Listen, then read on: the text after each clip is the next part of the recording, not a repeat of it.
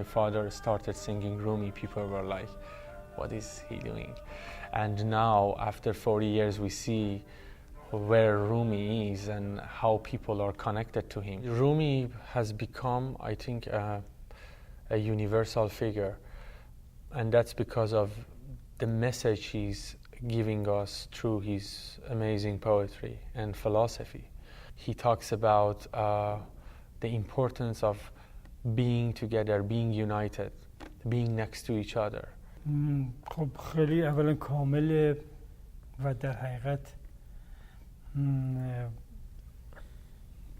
به اصطلاح یک حرکتی هم درش هست که مثل شور اقیانوس هاست و این منو تکان داد و حرکت داد و این کامل بودن و این همه حرکت و شور. چندین هزاران سال شد تا من به گفتار آمدم، تا من به گفتار آمدم، ای یارا، ای یارا،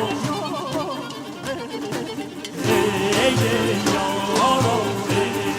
و در حقیقت مولانا و فردوسی یک مجموعه کاملی، دو ستون عظیم از فرهنگ ایرانه که به اسم این صلح ما داریم به راهش میریم.